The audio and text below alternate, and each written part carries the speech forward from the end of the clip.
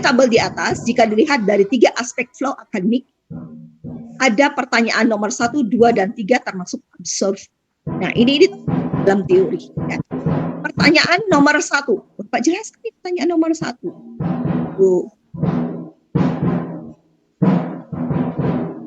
Sampai mana? Sampai sini ya. Ini nomor 1. Oke? Nah, ini nomor 2. Nomor 2. Sampai mana nomor 2? Tuh, gitu Bapak Ibu sekalian, ini nomor 3. Itu dijelaskan semua. Ini adalah cara kita menyajikan hasil lapangan untuk question. Ada yang mau bertanya? Boleh ya? Boleh interupsi ya kalau nggak paham ya. Nah, yang ini untuk nomor 3. Ya. Sedang untuk wawancara, kalau misalnya saya bukan wawancara, cara menyajikannya kayak gini. Nanti bahasanya kan sangat tergantung ini ya Bapak Ibu ya. 1, 2 misalnya gitu ya. Nah, kata ini nomor 2 itu bicara tentang dampak misalnya gitu ya. Nah, ini hasilnya begini. Dampak penggunaan gadget pada anak. Penggunaan gadget tentu menimbulkan dampak bagi penggunanya, apalagi bagi anak usia dini. Baik itu dampak positif ataupun negatif. Berikut ini adalah dampak gadget. Ya. Satu saya mau ngomong dampak nanti bawahnya negatif. Ini contohnya saja ya Bapak Ibu. Dampak positif aja itu ada beberapa subbahasan lagi. Nah, ini subbahasannya. Pertama, dampak positifnya anak menjadi dan kreatif. Dengan gadget, anak saya bisa bikin TikTok, bisa bikin gambar-gambar, bisa ngejual. Karena anak saya yang terakhir itu di multimedia ya. Jadi dia ngejual gambar dia, mau minta request gambar apa. Nah, itu dia lebih aktif dan kreatif membuat karya gitu ya melalui gadget ya.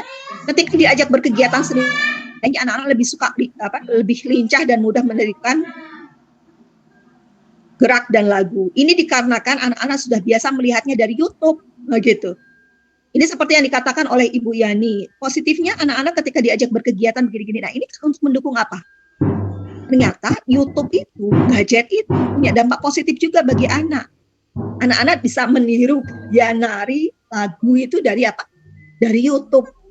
Nah, jangan lupa Bapak, kutipan hasil wawancaranya yang tadi digali di lapangan itu dimasukkan di sini. Ya. Jadi pastikan ada subbahasannya. Bapak Ibu membuat kata pendahuluan dulu. Setelah itu kata pendahuluan yang merupakan kata Bapak Ibu sendiri itu dikuatkan dengan kutipan hasil wawancara dari orang lain untuk menguatkan. Dan jangan lupa Bapak Ibu, di sini ditulis hasil wawancaranya dengan siapa, kapan, di mana. Kalau sudah diungkapkan ini berarti tidak usah siapanya, tapi diungkapkan kapan dan tempatnya ya. 17.2023 di kantin sekolah. Ya. Nah, habis wawancara tahun.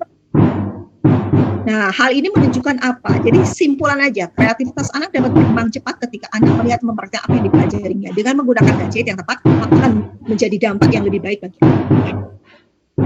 Dampak positif lainnya ini nanti Bapak Ibu dijelaskan lagi di bawahnya dengan cara seperti ini. Dengan cara seperti ini ya, di bawahnya. Terus begitu. Habis dampak positif nanti dampak negatif, ada subbahasa lagi A, B. Nah, yang melakukan ini siapa? Bapak Ibu sekalian. Jadi kutipan-kutipan itu kalau dikasih judul apa nah gitu. Nah, itu dinarasikan oleh Bapak Ibu, kuatkan itu ya. Kan kutipan hasil wawancara itu benar-benar Bapak dapatkan dari lapangan, dan sebelum kutipan wawancara pastikan diawali oleh narasi Bapak, diakhiri dengan simpulan dari Bapak. Sampai di sini, adakah pertanyaan?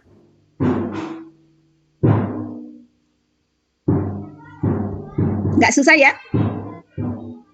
Sudah mulai paham, Bu. Alhamdulillah, senang banget ngedengarnya Pak Bambang. Nanti file ini saya share kepada Bapak Ibu sekalian ya. Sambil jangan lupa di Google ada ya Bapak Ibu contohnya ya. Bisa dilihat dari situ ya. Jadi fokuslah dalam minggu depan itu insya Allah saya akan ada di Sumedang. Jadi saya tidak akan ngajar, tapi saya akan membuka konsultasi lewat WA. Karena kuliah sudah tidak ada Bapak Ibu ya. Kuliah tidak ada, saya akan fokus kepada penyelesaian tugas Bapak Ibu. Ya. Nanti jangan japri, share di WA group, saya akan kasih tahu nih salahnya di mana, apa yang sebagainya gitu. Kalau sudah silakan lanjut sampai kemudian saya katakan untuk Pak Zaki selesai, Henry selesai, Pak Yudi selesai gitu sampai. Oke ya, waktunya 3 minggu. Waktunya 3 minggu. Nah, tadi kan hasil penelitian ya Bapak Ibu. Nah, gimana sih apa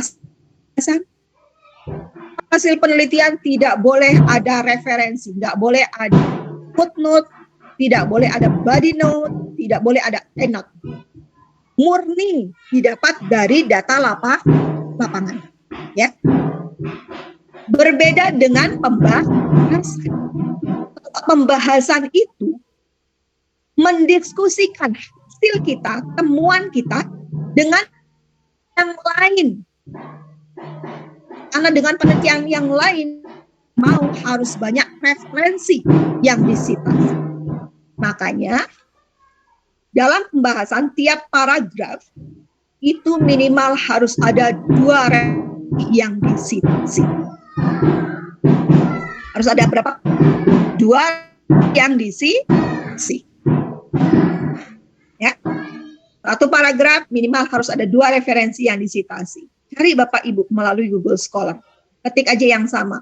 Flow akademik dan stres akademik. Pasti nanti ketemu. Pengertian tentang tingkat flow akademik. Cari di internet. Pasti ketemu, nanti tinggal masukkan situ. Hasil penelitian, nah gini, narasinya cari gini. Bapak Ibu boleh caranya dibalik, boleh seperti ini juga. Jadi ketemuannya dulu yang baru kemudian dikaitkan, disamakan, dibedakan dengan penelitian orang lain. Atau Bapak Ibu mau bicara tentang penelitian orang lain dulu, baru kemudian menyamakan dengan temuan Bapak. Ya. Nah ini Bapak Ibu yang diungkapkan terlebih dahulu. Hasil penelitian ini menunjukkan bahwa tingkat flow akademik sebagian besar responden itu segini itu support bla bla bla bla bla. Udah ya, tapi itu sudah diungkapkan temuannya ini sudah diungkapkan. Lalu penelitian ini sama halnya dengan penelitian yang dilakukan oleh Putri yang menyatakan 3 aspek. Nah gitu. Penelitian ini juga ada hubungannya dengan penelitian yang dilakukan oleh Astuti. Berarti sudah ada 2 referensi itu, Bapak. Oke ya. Itu pembahasan. Jadi kalau dalam pembahasan itu temuan kita panjang. Dikit saja karena sudah diungkapkan dalam hasil. Tapi kita ungkapkan sekilas saja, kemudian kita mencari apakah ini mengafirmasi itu mengamini, mengiyakan penelitian teori jurnal yang dilakukan oleh orang lain. Jangan-jangan penelitian kita melakukan bahwa ini berbeda dong, penelitian saya malah berbeda, menolak gitu ya, boleh ya. Jadi orientasi dari pembahasan itu menunjukkan posisi penelitian kita sama atau beda dengan penelitian yang sudah dilakukan oleh orang lain. Sudah dipahami ya? Apa saya perlu lanjut atau nggak usah? Nanti penutup nanti lagi, silakan Bapak Ibu baca. Atau mau dilanjut saja?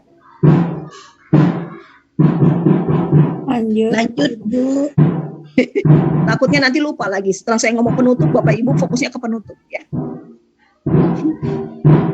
Nah kalau penutup itu Bapak Ibu gampang. Kalau sudah hasilnya kan ada 3 tujuan ya. Nah, penutup itu nanti menyimpulkan dari 3 tujuan itu saja. Ya, berdasarkan hasil penelitian yang dilakukan di Asian Teacher dapat disimpulkan bahwa tingkatnya kan pertanyaan pertamanya ya. Tujuan penelitian pertama tentang tingkat kecemasan. Tujuan kedua berbicara tentang jenis kecemasan. Tujuan ketiga bicara tentang ini gitu loh. Nah, 3-tiganya kita ceritakan di situ. Sekilas-sekilas saja. Oh, jenis kecemasan yang misalnya tadi ya ngomong tentang dampak ya. Ada dampak positif dan negatif penggunaan gadget di PAUD mana. Dampak positifnya adalah satu sub judulnya diambil koma gitu. Nah, saya mau disebutkan ke sini. Jadi untuk penutup itu di dalamnya tidak boleh lebih dari 3 paragraf. Kasih porsi 2 paragraf, 1 juga boleh, 2 juga boleh. untuk simpulan dari tujuan penelitiannya. Kalau tujuan penelitiannya 3, simpulannya menjawab temuan yang 3 itu. Ya, jadi ini apa? 2 paragraf.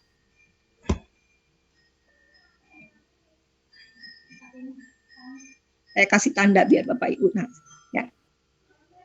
Nah, ini apa? Berbicara tentang batasan riset Bapak Ibu.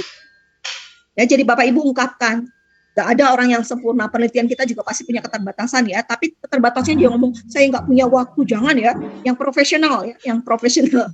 Misalnya, oh penelitian saya ini skupnya misalnya masih sangat lokal. Ke depan itu bisa diperluas lagi di wilayah misalnya Jawa. Ya, jadi penelitian yang saya lakukan ini variabelnya masih fokus pada stres akademik, padahal ke depan lebih bagus bila diperluas menjadi depresi dan lain sebagainya, gitu. Jadi di Bapak Ibu tidak boleh rekomendasi ataupun saran diberikan tapi tidak terkait dengan terbatas. Rekomendasi itu harus terkait, harus ngeling, harus menjadi jawaban terbatasannya. Batasan yang dimiliki oleh Bapak Ibu dalam arti. Terbatasnya dalam hal apa? Hal itulah yang kemudian diharapkan peneliti berikutnya. Bukan Bapak Ibu ya. Peneliti ini profesional untuk melengkapi keterbatasan. Cerai ya, bisa dipahami ya.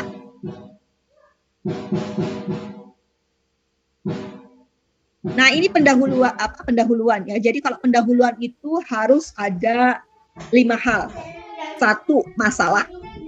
2, 3, literatur. 3, posisi riset Bapak Ibu dan bedanya dengan penelitian yang lain. 4, tujuan. 5, ini bukan hipotesis tapi manfaat. Nah, ini contohnya Bapak Ibu. Masalah itu adalah benturan idealitas dengan fakta. Ya, terusnya begini, tapi fakta di lapangan berbeda. Ya. Institut adalah salah satu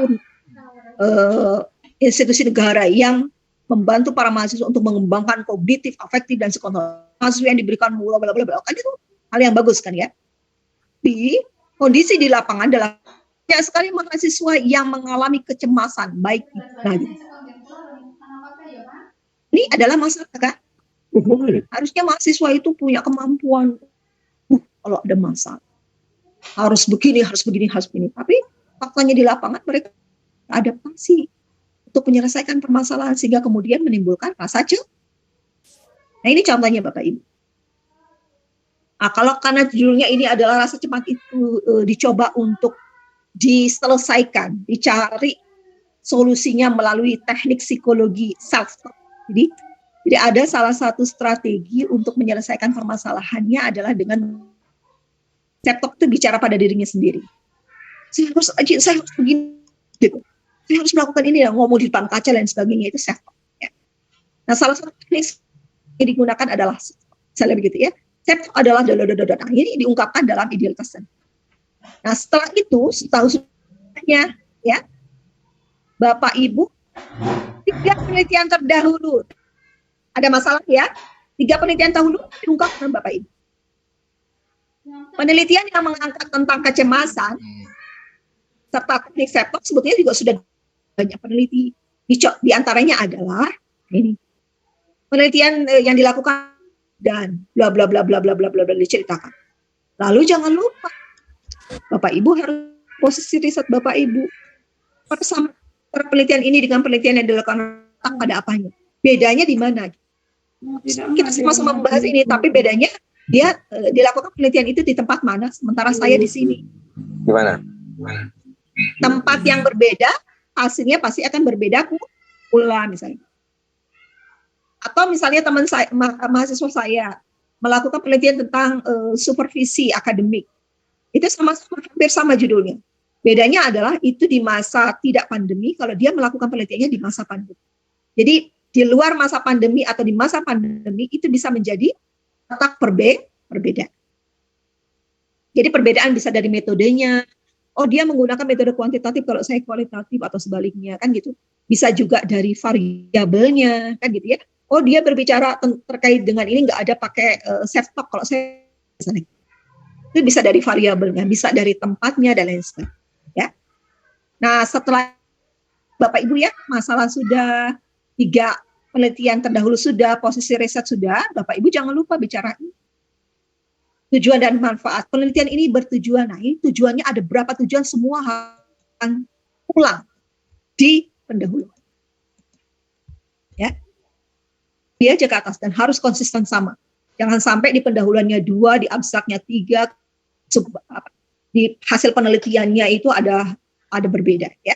Di sama. Dan setelah tujuan jangan lupa manfaat. Penelitian ini diharapkan bisa bla bla bla. Silakan panjang lebar diungkapkan dalam manfaat. Ya. Kalau metode Bapak, jadi rangkaiannya gitu ya, dari hasil penelitian Bapak Ibu menulis pembahasan, dari pembahasan dari penutup ke pendahuluan, dari pendahuluan ke metode. Metode kebanyakan sama lah Bapak Ibu ya. Tinggal Bapak Ibu jangan lupa. Metode itu bukan hanya teoritik tapi dijelaskan. Ya. Jadi dia menggunakan kualitatif, pendekatannya apa kuantitatif. Kualitatif menurut siapa? Jangan lupa referensinya. Nah, jenisnya apa? Kajian lapangan atau kajian teori. Misalnya tadi saya mau membahas tentang resiliensi akademik dalam perspektif Islam, regulasi diri dalam perspektif Islam. Berarti itu kualitatif, tapi bukan kajian lapangan, tapi kajian literatur. Jenis penelitiannya adalah literatur, kajian pustaka. Ya.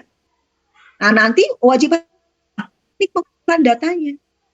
Nah, ini yang tadi saya katakan, wawancara itu harus dijelaskan, harus kontekstual, tidak boleh teoritik. Wawancara dilakukan kepada siapa, gitu ya, berapa pertanyaan dan lain sebagainya, itu diungkapkan secara detail. Kuesioner juga berapa, ada berapa kuesioner, kan gitu ya. Ada berapa kuesioner dan berapa yang kira-kira merespon. Karena sudah dilakukan, sudah jelas ya respondennya ada berapa kan gitu ya. Makanya ditulis di akhir ya. Selanjutnya, setelah teknik pengumpulan data, ada teknik analisis data. Kalau kita pakai ini Bapak Ibu, reduksi, display, kemudian conclusion drawing ataupun verification. Jadi semua data yang kita dapatkan itu tidak semuanya kita pakai.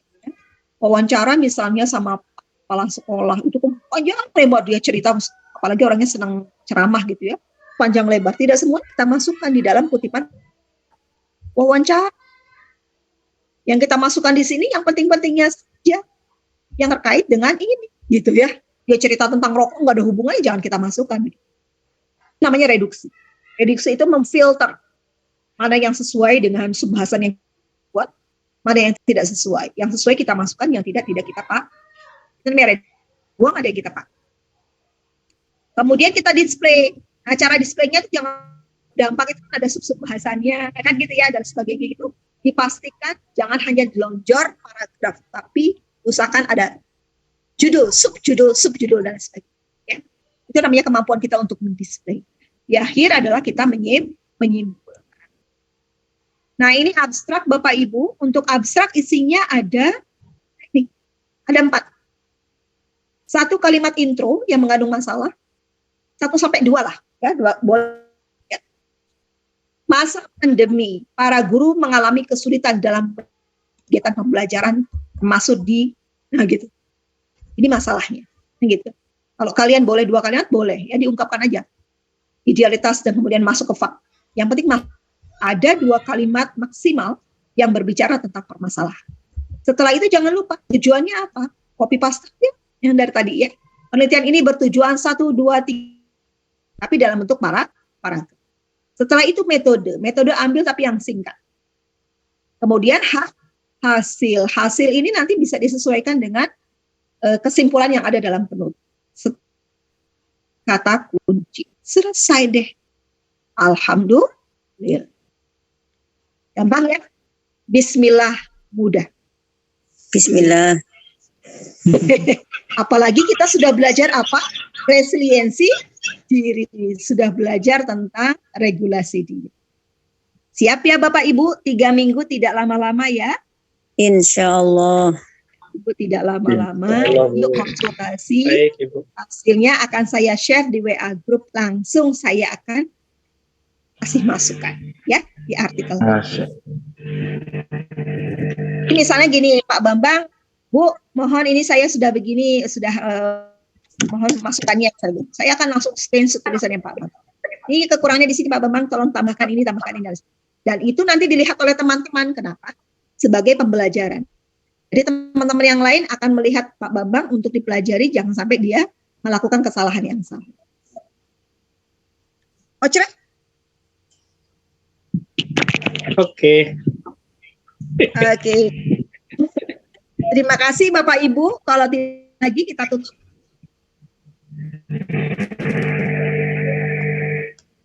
Riyadi? Kayaknya sudah megang mic mau ngomong terus nih Bapak Riyadi. Iya Bu, mungkin saya nanya dikit ini, mungkin jadi pertanyaan saya dari kemarin itu. Yang pertama untuk menghindari plagiasi mungkin ya. Kan kita kan ngambil sampel-sampel dari internet itu. Nah, nanti untuk ada nggak maksudnya cara-cara agar kita ini tidak masuk ke dalam istilahnya plagiasi, itu yang pertama. Yang kedua, apakah ketika kita membuat kesimpulan itu tetap harus berdasarkan teoritik atau itu memang murni dari kita sendiri? Intinya seperti itu, Bu. Kesimpulan di penutup maksudnya Pak? Di sini? Ya, untuk kesimpulan terakhir. Nah, di penutup. Kalau kesimpulan di penutup Ya, tidak boleh ada teori. Ya, tidak boleh ada teori. Karena ini adalah murni dari kata-kata Bapak yang diambil dari mana?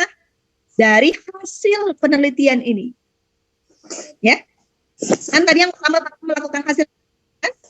Ya, sebelum pembahasan tuh, ya. Nah, itu diambilnya dari hasil penelitian, tidak teori sama sekali, dan itu murni dari temuan. Jadi kalau Bapak Ibu serius untuk menulis ini, gitu ya, nanti tingkat plagiasi sangat rendah, khususnya di temuannya. Karena benar-benar dapat dari lapangan kan gitu ya. Yang mungkin ada plagiasinya adalah di dalam pembahasan. Jadi saya masih bisa memaafkan Bapak Ibu kalau di pembahasan ini ada beberapa yang sama gitu ya. Nah, maka kemudian sebetulnya Bapak Ibu untuk menghindarinya dengan parafrase. Parafrase itu membahasakan ulang. Jadi Pak Pariyadi melihat tulisan orang, paham kontennya, kemudian Bapak menggunakan bahasa Bapak sendiri untuk menjelaskan. Tapi substansinya diambil dari tulisan itu. Tidak copy gitu loh. Copy paste, pasti tidak, tapi copy paste. Jadi dialih bahasakan dengan Pak sendiri, tapi kontennya dari sana gitu. Kontennya dari sana. Enggak? Sip, jangan takut. Pokoknya tidak boleh ada ini takut ini, udah cari dulu. Kalau udah jadi baru kita ngobrol. Gitu ya. Karena Baik, Bu. Terima kasih. menulis itu kalau kita sudah galak sama diri kita, takut begini gitu ya, kita malah nanti enggak ya. Galak kalau sudah jadi ya. Jadi kritik itu kalau sudah jadi. Baik, Bu Binti, gimana Bu Binti Ulis sana? Iya Bu, hadir. Yuk. Gimana mau nanya enggak? Insya Allah sekarang belum ada Bu, insya Allah nanti kalau dalam proses. Sip, alhamdulillah ya. Bapak Ibu, kalau sudah kita akhiri, file ini akan saya share kepada Bapak Ibu sekalian ya. Kalau enggak apa-apa, iya, tanya. Malu bertanya, sesat di jalan. Ya. Semoga berkah pembelajaran kita Bapak Ibu, ada banyak sekali teori yang sudah Bapak Ibu pelajari, bahkan teknik untuk menulis artikel. Ya, semoga ini bisa menjadi pembelajaran yang nanti virus positif ini bisa Bapak tularkan lagi kepada teman-teman dan juga peserta didik yang Bapak ajar. Ya. Terima kasih dan akhirnya wallahul muwaffiq ila aqwamit thoriq. Ya. Sepertinya ada yang kelewat, baru keinget. Apa tuh? Itu untuk referensi, apakah tetap menggunakan Mendeley gitu ya? Gimana Pak Bambang? Menggunakan Mendeley untuk menuliskan referensi gitu. Kalau Pak Bambang sudah insert Mendeley, saya akan appreciate bisa menggunakan Mendeley. Ya. Tapi kalau sudah emergency begini, yang penting Bapak Ibu bisa nulis. Tapi menggunakan body note. Oke? Oke. Pastikan jangan sampai nanti ada tulisan orang lain ternyata di daftar pustaka. Nggak ada citasi itu, tapi di daftar pustakanya ada. Jangan sampai begitu. Kalau pakai Mendeley pasti ada semua, ya. Karena udah pas, ya. Saya kebetulan Anda udah sudah bisa menggunakan install Mendeley. ya. Plus kalau sudah menggunakan Mendeley. Nanti saya ajari lagi kalau Mendeley itu. Nanti edit metadatanya lah, wah gitu. Ilmu lah gitu nanti. Ya. Semakin baru, ada ilmu baru, ada ilmu baru. Ya. Baik Bapak Ibu, terima kasih untuk semuanya. Semoga kita kembali di lain hari dan akhirnya yuk datang ke Cirebon bertemu dengan saya atau kuliah di IAIN Cirebon. Nanti ketemu dengan saya ya. Assalamualaikum warahmatullahi wabarakatuh. Waalaikumsalam warahmatullahi wabarakatuh.